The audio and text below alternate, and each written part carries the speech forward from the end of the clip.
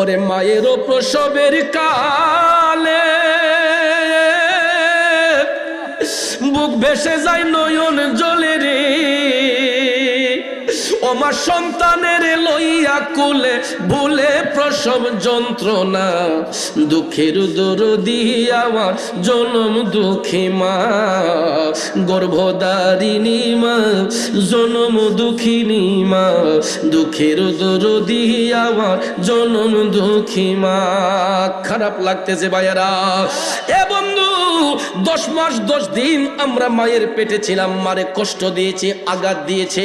এই জন্য নবী কামলিওয়ালা বলেছেন, মৃত্যুর আগের দিন পর্যন্ত কোন সন্তান যদি মার গোলামি করে, মৃত্যুর আগের দিন পর্যন্ত মায়ের গোলামি করলেও পৃথিবীর কোন সন্তান ওই মায়ের একটা ফুটা দুধের ঋণ শোধ করতে পারবে না।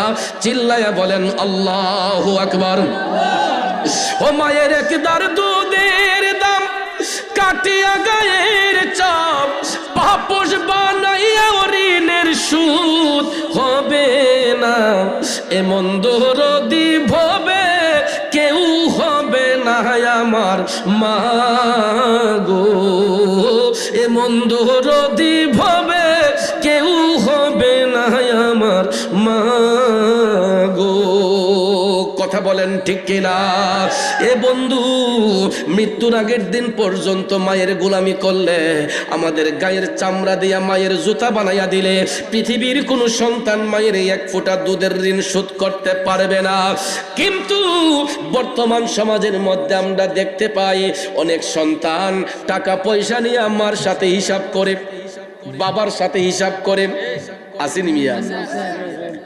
এই হিসাব যে চাও যুবক, মা বাবা যদি বলে যে ছোট্টবেলা থেকে তোরে বড় করছি, আমি যত টাকা তোর পিছনে খরচ করছি আগে ইডি দে, এটার কোনো হিসাব নিকাশ আছে? তাহলে আমরা হিসাব করব কেন যে তোমার এই মাসে এত টাকা দিছি, আগামী মাসে আগের মাসে অত টাকা দিছি, সামনের মাসে আমি পারতাম না, আর কত দিমু? এরকম ভাবে অনেক সন্তানে মার সাথে জেরা করে, বাবার সাথে জেরা করে। কিন্তু যুবক, আমরা যখন ছোট্ট ছিলাম, কই 3টা 4টা ভাই বোন পড়াশোনা করেছি, লেখাপড়া করেছি, মা বাবা তো কোনোদিন আমাদেরকে নিয়ে ভাগাভাগি করে নাই। আমরা বড় হইয়া অনেকে মা বাবারে বোঝা মনে করি। বড় সাহেব কয় তুমি আব্বারে খাওয়াইও, ছোট মিয়া কয় আচ্ছা আমি আম্মারে খাওয়াই, মানে তুমি বাপরে খাওয়াও। মা বাপরে নিয়ে ভাগাভাগি শুরু হয়ে যায়। বন্ধক করে না, মা বাবা এতই বোঝা হয়ে গেছে যে আপনি বাবাকে নিজের কাছ থেকে সরিয়ে আরেক ভাইয়ের কাছে দিয়ে দিচ্ছেন, মাকে আপনি ভাগ করে দিচ্ছেন। কই ছোট্টবেলায় আপনারা 3টা 4টা ভাই যখন ছিলেন, আমরা যখন ছিলাম, আমাদের মা বাবা তো বলে নাই যে একটা ছেলের আরেক জায়গায় ফালক দিয়ে দিন, এরকম বলছে? ভাইয়ার আমার, বন্ধুরা আমার, কারণ সন্তান যারা জন্ম দেয় তারা বুঝে সন্তানের দরদ। আপনারা হয়তো দেখেছেন গত কয়েকদিন আগে একটা বনের পশু কুকুরের 8টা বাচ্চা প্রসব করেছিল। আপনারা দেখেছেন, মানুষ তো দূরের কথা, একটা কুকুর 8টা বাচ্চা প্রসব করেছিল। কুকুর একটু ঘেউ ঘেউ করার কারণে একজন মহিলার বিরক্তি বোধ হয়েছে। সে কেমন মহিলা, একটা মায়ের জাত হয়ে সে 8টা বাচ্চাকে বস্তার ভিতর ভরে পানির মধ্যে ফেলে দিয়েছে। এই পশুর দেহ থেকে জীবনটা কত কষ্টে বের হয়েছে, একবার কি চিন্তা করেছেন? দেখেন, শুধু এটা নয়, বাচ্চার জন্য মা যে কি করে। কুকুর হয়তো জবান দিয়ে আমাদের মতো কথা বলতে পারে না, কিন্তু কুকুর যেই রকম ভাবে চোখের পানি ছেড়ে ঘেউ ঘেউ করে কান্না করেছে, কুকুরটা পাগলের মতো হয়ে গেছে তার বাচ্চাকে খোঁজার জন্য। বাচ্চা না পেয়ে কুকুরটা পর্যন্ত পাগলের মতো হয়ে গেছে। কিন্তু চিন্তা করেন, আমরা পশুর চেয়েও কত নিকৃষ্ট হয়ে গেলাম। একটু একটু মায়া দয়া হইল না? 8টা কুকুরের বাচ্চা, কুকুর ছানা 8টা ছোট্ট বাচ্চা বস্তার ভিতর বইরা মানুষ হইয়া কেমনি এটারে পানির মধ্যে চুবাইয়া মারল। এ বন্ধু, এই জন্য আপনাদের পায়ে হাত ধরে বলি, শুধু মানুষ তো নয়, পশু পাখি পর্যন্ত তার বাচ্চা দিয়া দরদ থাকে। এটা তো কুকুরের কথা বললাম। গত বছর দরকার বাস স্ট্যান্ড আছে না, তো সেখানে আমি আমার গাড়ির চাক্কা হাওয়া দেব। তো আমি গেলাম একটা বলগানাইজের ঘরে, সেখানে হাওয়া দেওয়ার জন্য। আমি সেখানে যাওয়ার পরে দেখি আকাশ কালো হয়ে গেছে। তা আকাশ যখন কালো হয়ে গেছে, বৃষ্টি আসার সম্ভাবনা। তো আমি এক চালার নিচে একটু দাঁড়ালাম, আমার নিয়ে একটা চেয়ার দিছে। ওই দোকানদার কয়, হুজুর আপনি বসেন চেয়ারে, এখন বৃষ্টি আসবে, এখন বের হইয়েন না। তা আমি বলছি আচ্ছা ঠিক আছে, বাতাসটা দেখেই যাই। তো এই এক চালার সাথে একটা গাছ, এই গাছের মধ্যে একটা বুলবুলি পাখি তার বাসা বাইদা বাচ্চা দিছে। তো ওই বাতাস যখন আসছে, একটা বাচ্চা পড়ে গেছে বাসা থেকে। তো দোকানদার কি করছে, বাচ্চাটারে সুন্দর করে হাত দিয়াই না এক চালার ভিতরে বাপসের এখানে রাখলে বাতাসে নিয়ে যে বুড়াইয়া বা বাতাসে বাচ্চাটা মাইরা ফেলবে, এক চালার ভিতরে আইনা একটা কাঠের উপরে রাখছে। তো ওই বাচ্চাটা যে সে দরদ দিয়েও আনছে, কিন্তু পাখি তো আর এটা বুঝতেছে না। ওই পাখির বাচ্চার মা মানে কিভাবে তার বাচ্চাকে এখান থেকে উদ্ধার করবে, এই বুলবুলি পাখিটা আমাদের মাথার উপর দিয়ে একবার একটা রুইসে আসে, আরেকটা রুইসে যায়, এমন ভাবে চেঁচামেচি করতেছে। আমার কাছে লাগতেছে যদি সে মানুষের মতো কথা বলতে পারতো, তখন সে চিৎকার করে বলতো যে আমার বাচ্চা দেও, আমার বাচ্চা ফেরত দাও। কথা কোন ঠিক না ঠিক? আমরা সমাজের মানুষ হইয়া আমাদের মন মানসিকতা কত নিচে, চিন্তা করেন। মা বাবার সাথে আমরা হিসাব করি। ভাইয়ের আমার, বন্ধুরা আমার, মা সন্তান যে জন্ম দেয়, ওই মাটা বুঝতে পারে একটা সন্তানকে লালন পালন করতে গিয়ে কতটুক পরিশ্রম হয়, কতটুক কষ্ট ত্যাগ করতে হয়। আর আমরা বড় হইয়া ওই মা বাবারে নিয়ে বড় কষ্টেই পড়ে যাই, তাদেরকে নিয়ে ভাগাভাগি শুরু করি, তাদেরকে নিয়ে আমরা টানাটানি শুরু করি। তুমি খাওয়াই আব্বারে, তুমি খাওয়াই আম্মারে। এর যুবক পোলাপান পায়ে হাত ধরে বলবো রে, সব কিছু নিয়ে তামাশা কইরো না। পারলে নিজের একটা কিডনি বিক্রি করে ফেলো, পারলে নিজের গায়ের চামড়া দিয়া মা বাবার পায়ের জুতা বানাইয়া দিও, তারপরেও কোনদিন মা বাবারে নিয়ে ভাগাভাগি করবা না। কারণ রিজিকের মালিক কে? জোরে কোন কে? রিজিকের মালিক আল্লাহ। এই জন্য আমার আল্লাহ বলেছেন, মালিকাল মুলকি তুতিল মুলকা মান তাশাউ ওয়া তানজিউল মুলকা মিম্মান তাশা। আল্লাহ কয় আমি সেই আল্লাহ। ওগো হাবিব আপনি বলে দেন, আমি যাকে ইচ্ছা রাজ্য দিতে পারি, যার কাছ থেকে ইচ্ছা আমি রাজ্য ছিনিয়ে নিতে পারি। দেওয়ার মালিকও আল্লাহ, নেওয়ার মালিকও আল্লাহ। কথা বলেন ঠিক কিনা? এই জন্য যুবক ভাই, পায়ে হাত ধরে বলে যাব, কোনোদিন ওই মা বাবারে নিয়ে ভাগাভাগি করবেন না, কোনোদিন মা বাবারে নিয়ে কোনোদিন টাকা পয়সার হিসাব করবেন না। যত পারেন তাদের ভরণ পোষণ করবেন, যত পারেন তাদের ভরণ পোষণ করবেন। আপনার কোন ভাই কি করছে না করছে এটা কোনোদিন দেখেন না। আমরা দেশের ম্যাডামরা, হ্যাঁ তোমার ই ভাই দিয়ে কিতা করছে আর তুমি কিতা করছো, সব আসেনি মিয়া। দেখবেন ছেলের বউরা যখন ঘরে আসে, বড় মিয়া বাপরে একটু বেশি দেলাইছে, ম্যাডামে সেটটা কয় হ্যাঁ তোমার ছোট ভাই দিতে হই না, তুমি যে পাগল হয়ে গেছো গা। মাই জমলা যদি একটু বেশি দেয়, দেখবেন ইলার বউ কইতেছে হ্যাঁ বড়লা দিদি হ্যাঁ না তুমিও তো পাগল হয়েছো কেন, তোমার কি টেয়া ফিলফিলি করে? আসেনি এরকম? এ আমার বোনেরা, বিবাহ হয়ে যারা স্বামীর ঘরে এসেছো, আমি তোমাদের বড় ভাই হইয়া তোমাদের পায়ে হাত রেখে বলবো রে বোন, আজকে হয়তো তুমি ছেলের বউ হয়ে আসো, একদিন তুমি এই ঘরের মধ্যেই শাশুড়ি হইবা। আজকে হয়তো তুমি ছেলের বউ হয়ে এসেছো, একদিন তোমার ছেলেও বিবাহ করাইয়া পুত্র বধূ যখন আনবা তখন তুমিও শাশুড়ি হইবা। দুনিয়াটা হচ্ছে ধার উদ্ধারের জায়গা, যে যেমন কর্ম করবে তেমন কর্মের ফল ভোগ করবে। আমার আব্বা তো চেয়ারম্যান ছিলেন, তো মাঝে মধ্যে সালিশ বিচারও যাইতেন। তো একটা কথা এখন মনে হইছে, শাশুড়ি এবং বৌমার ঝগড়া মিটানোর জন্য একটা দরবার হয়েছিল। তা আমার আব্বাই তা মাঝে মাঝে কইতো, অনেক বিচার আচারে গেলে সর্দাররা কিন্তু মাঝে মাঝে কিছু নজিরা দেয় না। ওই প্রসঙ্গক্রমে একটা নজির আসছে, এক মা তার একটা মাত্র ছেলেরে বিয়ে করাইছে, সুন্দর টুকটুকিয়া সুন্দর একটা রূপ সুন্দরী কদুর মানছে। আমাদের দেশে তো মানুষ সুন্দরের পূজারি বেশি, বেটি দেখতে গেলই আগে দেহে টল ফিগার নেই, ঠিক না বেটি?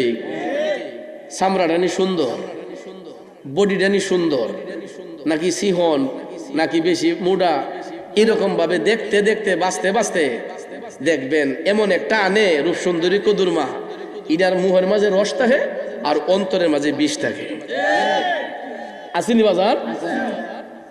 আপনারা বলেন কালো মেয়েরে বানাইছে কে? শ্যামবর্ণ মেয়েটারে বানাইছে কে? ফর্সা মেয়েরে বানাইছে কে?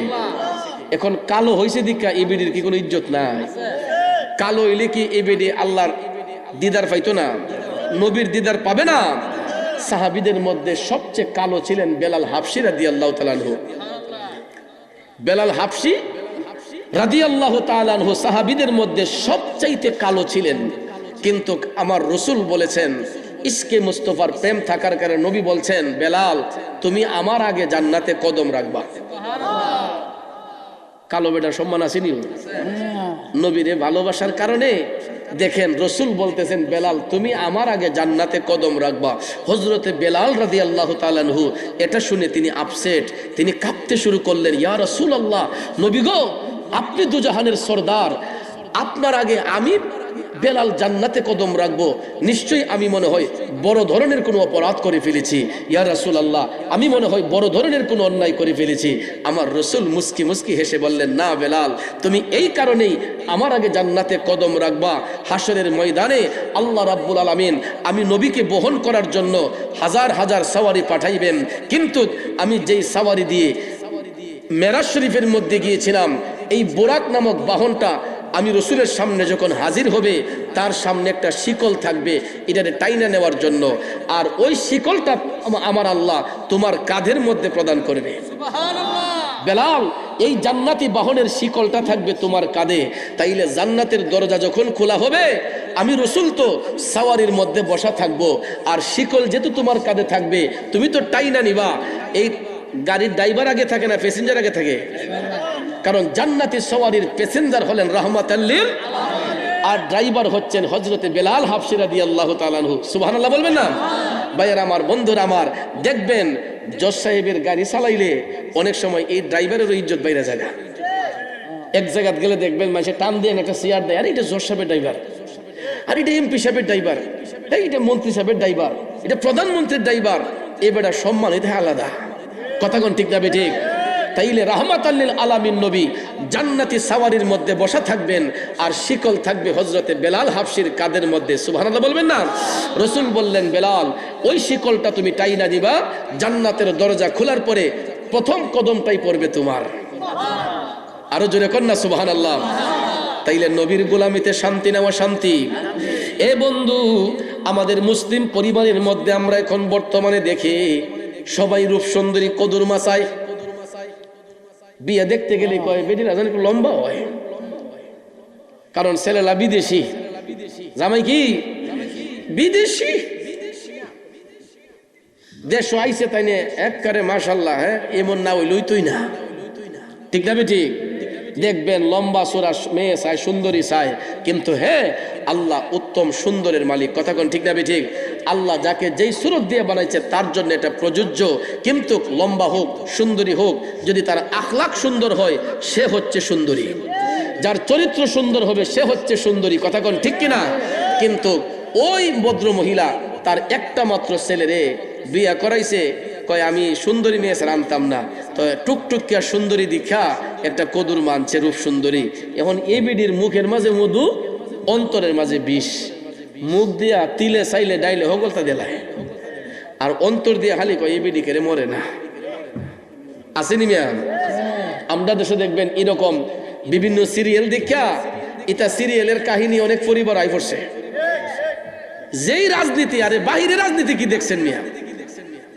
আমাদের পরিবারগুলোর ভিতরে যেই রাজনীতি ঢুকছে, আমি কি মিথ্যা বলেছি? এই স্টার জলসা, এই সিনেমা, এই সিনেমা দীক্ষা, এই কাহিনীগুলো এখন আমরা ঘরের ভিতরে ঢুকে গেছে।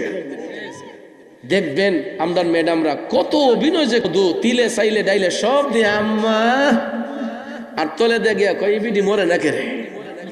কথা কোন ঠিক না বেঠিক? তো মুখ দিয়ে দে ভালোবাসে, শাশুড়িতে আর এটা বুঝতে পারতেছে না, বিডি তো মনে করছে আমার ভূতের বউ ভালোই, তা কয় গো আয়ো মায়ো আমরা হরিব একলগে গোসলটা কইরে গিয়া। এখন না ঘরে ঘরে শাওয়ার, ঘরে ঘরে আপনার বাথরুম, দামি দামি টাইলস। আগেকার সময় কিগুলো ছিল? তো পুকুর ঘাটে অনেকে বেষ্টনী দিয়া, আপনার বিভিন্ন বেড়াচেরা দিয়া পুকুর ঘাটে অনেকে গোসল করত। তো ভদ্র মহিলা ওনার ছেলের বউরে নিয়ে পুকুর ঘাটে গোসল করতে গেছে। তো মুরব্বী মানুষ, শাশুড়ি মানুষ বৌমারে কইতাছে, কয় গো জি আমার ফিটটা একটু গৈসা দেও না। আচ্ছা আম্মা দিতেছি, মনে মনে করে রাগ দিতেছি। তো বেটি যখন ফিট দিছে, এখন এই বৌমা কি করছে, সেতের ঠেলায় কয় জীবনে আমি কেউ ফিট মরাইছি না, তোমার ফিট মরাইতাম। আদ দিয়া দিছে না, তার ফাউ দিয়া শাশুড়ির ফিটের মাঝে বসতেছে। এখন শাশুড়ি তো সামনের দিকে চাওয়া, বিডিকের ফিস দেখতেছে। তো বিডি তো মনে করতেছে ফুতের বয়ে আদ দিয়ে ওই ফিট বসতেছে। কথা কোন ঠিক না? এখন বাজান আপনারা বলেন যে এই ছেলের বউ, উনি কি সারা জীবন ছেলের বউ থাকবে না উনি একদিন শাশুড়ি বউ? আল্লাহর রহমতে এই বিডির ফেটেও আল্লাহ একটা ছেলে সন্তান দান করছে।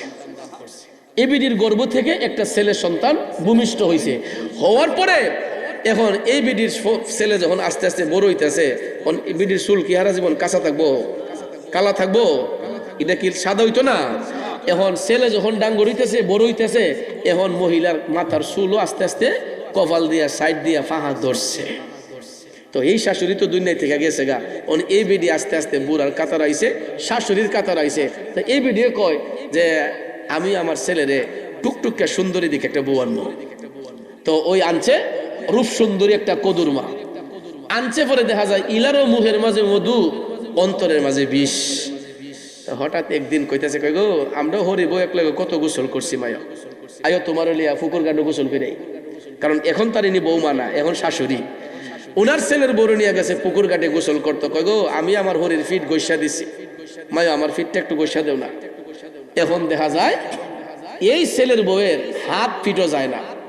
চেষ্টা করে হাত দিত কিন্তু জায়গা পাও, চেষ্টা করে হাত দিত কিন্তু হাত যায় না, চলে যায় কি? এটাই হলো দুনিয়া দার উদ্ধারের জায়গা। যেমন কর্ম তেমন ফল, ঠিক কিনা বলেন? আমার মা বোনরা গো, বিবাহ হইয়া শ্বশুর বাড়িতে যারা আসছেন, শ্বশুর আব্বাকে শত্রু মনে করবেন না, শাশুড়িকে শত্রু মনে করবেন না। আবার তো হেরা কব দে হুজুরে খালি হেরা রিকো থাকো। কিন্তু ইহানো একটা কথা আছে, কিন্তু অনেক পরিবারের মধ্যে যিনি শাশুড়ি হয়, শ্বশুর হয়, এরা অনেক অনেক পরিবারে, সব পরিবারে না, কিছু কিছু পরিবারে ছেলেরে বিয়া করাইলে মনে করে যে কামলা বেটি কিনা লইছে। আসেনি মিয়া? এরা মনে করে যে মনে হয় ছেলেরে দিয়া একটা কাজের বিডি ঘরের মাঝে আনছে। ওই যে মানুষে কয় যে নাফিদ দেখলে কুনির নকু বলে বাইরে জায়গা। আরে মিয়া, একটা মেয়ে আর একটা সংসার থেকে আপনার সংসারে আসছে, এটা তো আরেক ফাতিলার ভাত খাইয়া বড় হইছে, ঠিক না বেঠিক? ওই ঘরে বড় হইছে, ওই ঘরের একটা পরিবেশ ছিল। আপনার ছেলের মাধ্যমে নেকাহের বন্ধন হইয়া আপনার বাড়িতে বউ হয়ে আসছে, পুত্রবধূ হয়ে আসছে। এটা তো একদিনে শিখতো না, এটারে আস্তে আস্তে আস্তে আস্তে আপনার ছেলে মনে কইরা, মেয়ে মনে কইরা এটারে যখন গইরা তুলবেন, দেখবেন এই বেটি কোনোদিন সংসারে অশান্তি করতো না। কিন্তু আবার পরের দিনই দেখা যায়, হ্যাঁ বেটি সোলাদ গেছে না করে, 8টা বাজে ঘুমতে উঠছে করে, ওমা এটা কি থাকবো। নতুন বউ, এটা তো শিখতে শিখতে 1-2 মাস যাইব। কথা কোন ঠিক না বেঠিক? ভালোবাসা দিয়া, দরদ দিয়া ছেলের বউদেরকে ইজ্জত দিবেন, মায়া করবেন, স্নেহ করবেন। দেখবেন এই ছেলের বউ কোনোদিন শ্বশুরের সাথে বিয়াদবি করবে না, শাশুড়ির সাথে বিয়াদবি করবে না।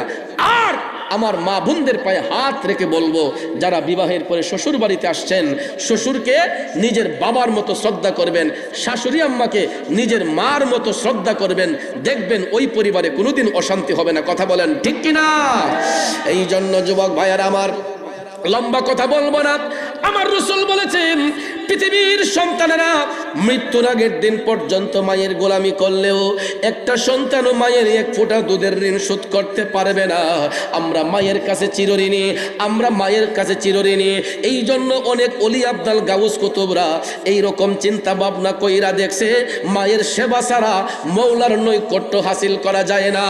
ওয়াইসাল কারণীর আলোচনা আমার ইউটিউবের মধ্যে এত ভাইরাল হয়েছে, আমি যেই দিকে যাই সেই দিকে গেলে কই হুজুর ওয়াইসাল কারণের কিছু কথা বলেন, হুজুর ওয়াসকুরুনির প্রেমের কাহিনীটা বলেন। বন্ধুরা আমার, বাবাজিরা, আমি অনেক জায়গায় বলি না, কারণ একটা আলোচনা বারবার করলে অনেকে মনে করে হুজুর মনে হয় এই আলোচনা ছাড়া অন্য কিছু পারে না। কিন্তু ভাইয়ের আমার, কথা প্রসঙ্গে যেহেতু আসছে, ওয়াইসাল কারণী তিনি আমার নবীর দিদার লাভ করেছেন একমাত্র মায়ের সেবার কারণে। মার সেবা করার কারণে রসুল বলেছেন, ওয়াইসাল কারণী তোমার আর মদিনা শরীফ আসতে হবে না, তুমি তোমার বৃদ্ধা মায়ের সেবা করো, আমি রসুল আয়েশা তোমারে দেখা দিয়ে যাব।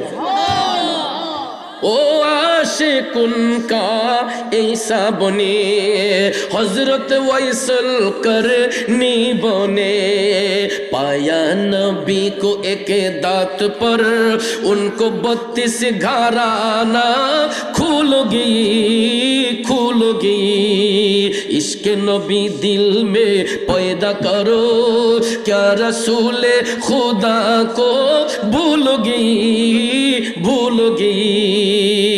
রবিকে যদি ভালোবাসো বন্ধু, মা বাবার খেদমতের মধ্যে মাশগুল হয়ে যাও। আর আমার নবী বলছেন, যেই সন্তানগুলা মায়ের সাথে বিয়াদবি করে, যেই সন্তানগুলা বাবার দিলে আঘাত দেয়, এদের স্থানটা কোন জায়গায় হয়? আমার রসুল মেরাজ শরীফে যাওয়ার সময় আপন চোখ মোবারক দিয়ে দেখেছেন। কষ্ট হইতেছে এই কথাটা কি বলবো?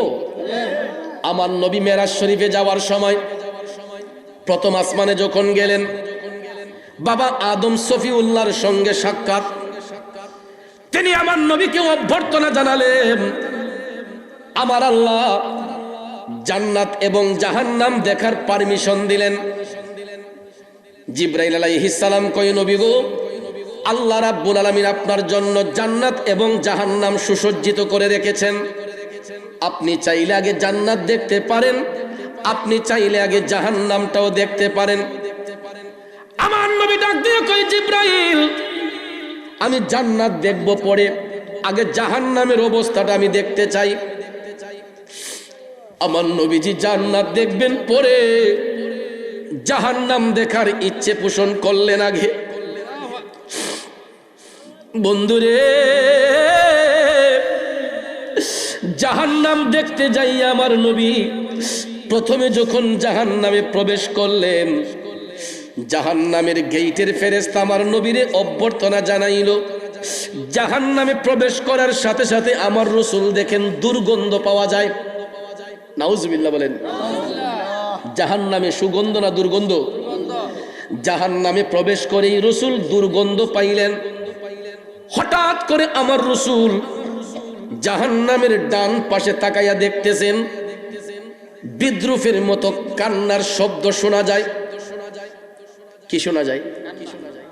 বিদ্রুপের মতো কান্নার শব্দ শোনা যায়। হঠাৎ করে রাসূল তাকাইয়া দেখছেন, ওই কান্নার শব্দে জাহান্নামের আগুনের তাপে মাটি ফাইটা আগুনের ফুলকে গোলা উপর দিকে উঠতেছে। অগ্রহায়ণ মাসে ধান কাটার পরে দেখবেন বাইন ধান যেগুলা খেরের ফাড়ার মাঝে আগুন লাগাইলে দেখবেন আগুনের ফুলকি গুলা লাফাইয়া লাফাইয়া উপরে উঠে, ঠিক না? আমার যুবক বন্ধুরা, আমার মদিনার কামনিওয়ালা নবী, মায়ার নবী দেখতেছেন মাটি ফাইটা আগুনের ফুলকি গুলা উপর দিকে উঠতেছে, আর কবরের ভিতরে বিদ্রুপের মতো কান্নার শব্দ শোনা যাচ্ছে। এ মান্দারপুরের যুবকরা শুনো রে, দয়াল নবী আমার টপ টপ করে চোখের পানি ছেড়ে কান্না করতেছেন। জিবরাইল আলাইহিস সালাম ডাক দিয়ে কয়, নবী গো, ইয়া রাসূলুল্লাহ, মায়ার নবী গো, এরা আপনার উম্মতের মধ্যেই একদল লোক। নবী গো, এরা দুনিয়ার জমিনে মায়ের উপর হাত তুলতো, বাবার উপর হাত তুলতো। ইয়া রাসূলুল্লাহ, ওই সন্তানগুলোর উপর আমার আল্লাহ নারাজ হয়ে গেছে, কারণ এরা মা বাবার গায়ের উপর হাত উঠাইতো। বলুন, এই দেশে এই কুলাঙ্গার সন্তান আছে না নাই? এদের পরিণামটা হচ্ছে জাহান্নামের তলদেশে।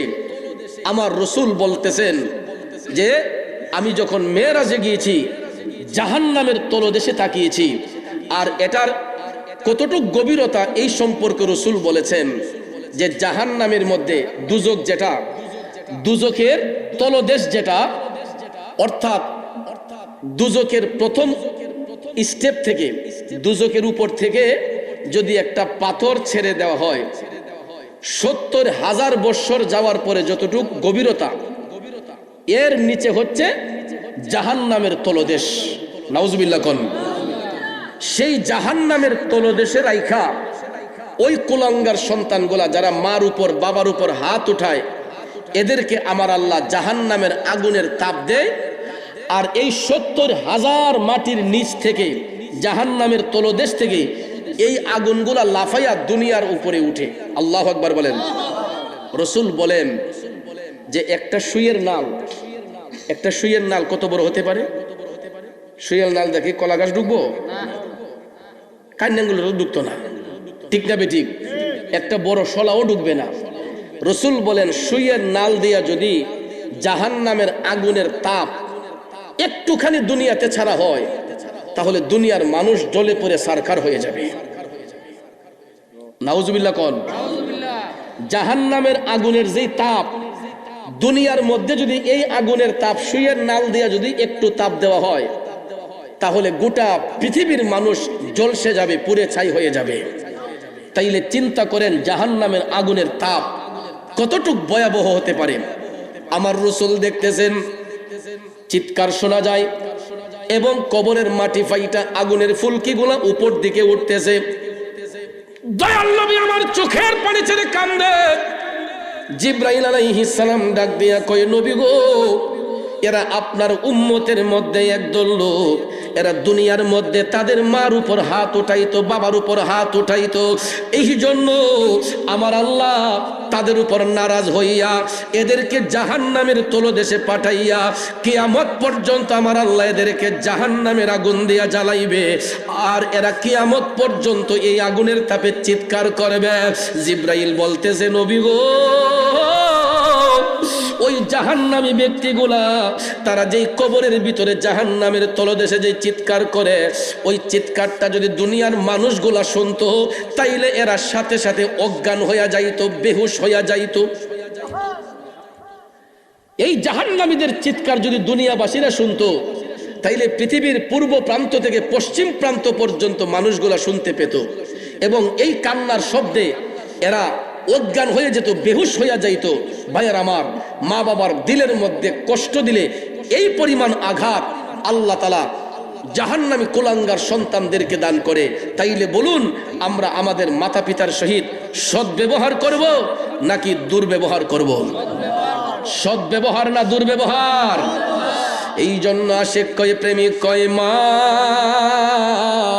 তুমি আমার আগে যেও না গুমরে, মা তুমি আমার আগে যেও না গুমরে। আমি কেমন করে দেব মাটি তোমার কবরে, আমি কেমন করে দেব মাটি তোমার কবরে। মা তুমি আমার আগে যেও না গুমরে, মা তুমি আমার আগে যেও না গুমরে। এ বন্ধু, নেককার সন্তান যারা হয়, মুমিন ব্যক্তি যারা হয়, এরা দেখবেন মাতা পিতার খেদমতদারি হয়। আর ওই সন্তানগুলা প্রায় সময় আমি দেখি আমার মসজিদে যাইয়া, মাহফিলে যাইয়া আমার কানের কাছে গিয়া কয়, হুজুর আমার আব্বার জন্য দোয়া কইরেন, আমার আম্মার জন্য দোয়া কইরেন। হুজুর আমার আব্বা অসুস্থ, হুজুর আমার আম্মা অসুস্থ, হুজুর আমার আব্বা দুনিয়াতে নাই, আমার আম্মা দুনিয়াতে নাই। সন্তানগুলা চোখের পানি ছেড়ে ছেড়ে মা বাবার জন্য দোয়া চায়।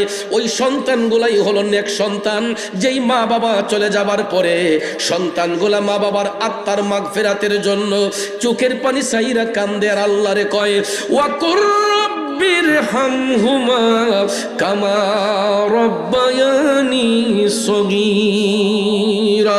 আল্লাহ গো, আমার মা বাবার উপর তুমি রহম হইয়া যাও, দয়াশীল হইয়া যাও। যেমনি ভাবে আমার মা বাবা ছোট্টবেলা আমি সন্তানকে লালন পালন করেছে, আদর সোহাগ করেছে, আল্লাহ আমি কচি শিশুর মতো আমার মা বাবার তুমি লালন পালন করো। তাফসিরে রুহুল বয়ান এই আয়াতে পাকের তাফসির করতে গিয়া বলেছে, সন্তান যখন চোখের পানি ছাইরা মা বাবার আত্মার মাগফিরাত কামনা করে, ওই সন্তানের চোখের পানিটা জমিনে পড়ার আগেই আমার আল্লাহ তার মা বাবা রুহের উপর খুশি হইয়া যায়। চিল্লায়া বলেন সুবহানাল্লাহ। এই জন্য কবি কয়, মায়ের মতো আপনজন, মায়ের মতো আপনজন ত্রিভুবনে নাই, মায়ের কদমের নিচে জান্নাত দিলেন খোদায়, মায়ের কদমের নিচে জান্নাত দিলেন খোদায়। কত আদর যত্ন করে লালন করলো মায়, এই দুনিয়ায় মায়ের মতো আপন কেহ নাই রে, আপন কেহ নাই। ঠিক কিনা?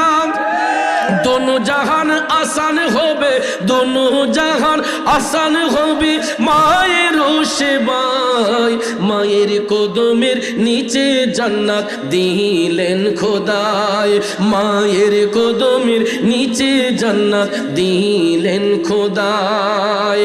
মা ডাকটি কত মধুর জানে যে সবাই, মায়ের একটু আদরেতে কি যে শান্তি পাই রে, কি যে শান্তি পাই। কবুল হজের সওয়াব হয়, কি হজের, কি হজের? লক্ষ লক্ষ টাকা খরচ করে হাজী সাহেবরা মক্কা শরীফ যায়, মদিনা শরীফ যায়। এ মান্দারপুরের নবীর প্রেমিকেরা, এ মায়ের সন্তানরা শুনো, লক্ষ লক্ষ টাকা খরচ করে হাজী সাহেবরা মক্কা শরীফ যায়, মদিনা শরীফ যায়। বড় হজ করতে গেলে বর্তমানে কমপক্ষে 6 লক্ষ থেকে 7 লাখ টাকা লাগে। ঠিক কিনা? মানলাম 7 লাখ টাকা আপনি খরচ করে মক্কা শরীফ গেলেন, মদিনা শরীফ গিয়া বাংলাদেশে আইসা হজির উমালদা মাথার দিয়া হাজী সাহেব কইতার বলি যে আমার হজ আল্লাহ কবুল কইরা লইছে, গ্যারান্টি আছে? এ নবীর প্রেমিকেরা, লক্ষ লক্ষ টাকা খরচ কইরা মক্কা শরীফ ঘুরে আসলেন, মদিনা শরীফ ঘুরে আসলেন, কিন্তু ওই হজের কোনো গ্যারান্টি নাই, এই হজের কোনো গ্যারান্টি কেউ দিতে পারবে না। কিন্তু আমার রাসূল একটা গ্যারান্টি দিয়েছেন। রাসূল বলেছেন, কোন সন্তান যদি তার মায়ের চেহারার দিকে একবার, কয়বারও, কোন সন্তান যদি তার মার চেহারার দিকে একবার মোহব্বতের নজরে তাকায়, মায়ার নজরে তাকায়, মাটা কালো হোক, শ্যামবর্ণ হোক, উজ্জ্বল বর্ণ হোক, ফর্সা হোক, আমার রাসূল বলেন কোন সন্তান যদি মোহব্বতের নজরে একবার তার মায়ের চেহারার দিকে তাকায়, আমার আল্লাহ ওই সন্তানের আমলে একটা কবুল হজের সওয়াব দান করবে। এই কথা শোনার সাথে সাথে নবীর সাহাবী ডাক দিয়া বললেন, ইয়া রাসূলুল্লাহ, নবী গো, আমি যদি আমার মার চেহারার দিকে দৈনিক 10 বার তাকাই, আমার রাসূল ঘোষণা করেন 10টা কবুল হজের সওয়াব। সাহাবী ডাক দিলেন, ইয়া রাসূলুল্লাহ, নবী গো, আমি যদি আমার মার চেহারার দিকে দৈনিক 100 বার তাকাই, আমার রাসূল বললেন উম্মত 100টা কবুল হজের সওয়াব।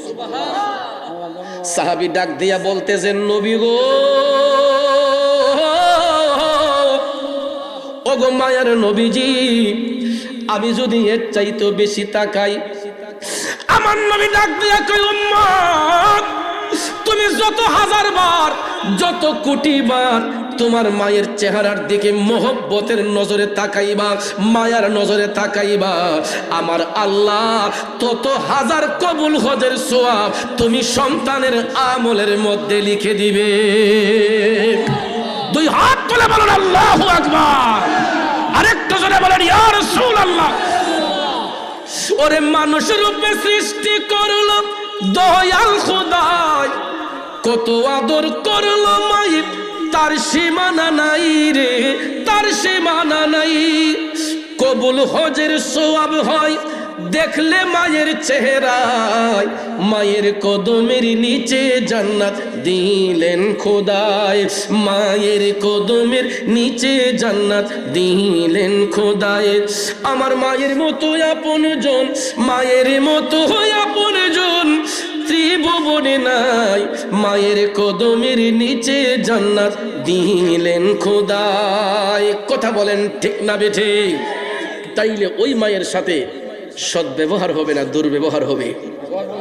আমার যুব সমাজ, আপনাদের পায়ে হাত রেখে বলছি, আজকের মাহফিল যদি সত্যিকারের মাহফিল হয়, ওই মাহফিলের সার্থকতা তখনই হবে যেই ছেলেগুলো আমরা মারে কষ্ট দিয়েছি, বাবারে কষ্ট দিয়েছি, মাহফিল শেষ করে মার পায়ে বাবার পায়ে গিয়া সালাম দিয়া তাদেরকে জড়াইয়া ধইরা, আর না হয় পায়ে ধইরা, আব্বা আমি না যাই না আপনারে কষ্ট দিয়ে দিছি, আম্মা আমি না বুঝা আপনারে কষ্ট দিয়ে দিছি, হুজুর মুরাদ চৌধুরী হুজুর আলোচনা করছে গো, আম্মা তোমার কাছে মাপ চাইলে মাপ দিবা, আব্বা তোমার কাছে মাপ চাইলে মাপ দিবা। আমি পাপী জবানে বললাম, দেখবেন আপনার মা বাবা আপনারে ক্ষমা না দিয়ে পারবে না। বাবার চোখের পানিগুলা ঠাস ঠাস করে পড়বে, মার চোখের পানিগুলা ঝরঝর করে পড়বে। কোনো মা বাবা সন্তানের অমঙ্গল চায় না। আমরা যদি সরি স্বীকার করে ফেলি, দেখবেন আমাদের মা বাবারা আমাদের উপর রাজি এবং খুশি হয়ে গেলে আল্লাহ তাআলা আমাদের উপর রহমত বর্ষণ করবে, দয়াল নবীর নজর মুবারক আসবে। কথা কোন ঠিক কিনা? প্রিয় ভাইয়ের আমার, আজকের আলোচনাটা তখনই সার্থক হবে যদি আমরা মাতা পিতার খেদমতকারী হয়ে যাই। চারটা জিনিস মনে রাখবেন: ইবাদত করব আল্লাহর, মহব্বত রাখবো নবীজির, অন্তরে মহব্বত রাখবো নবীজির, সহবতে যাব ওলি আল্লাহর, খেদমত হবে মা বাবার।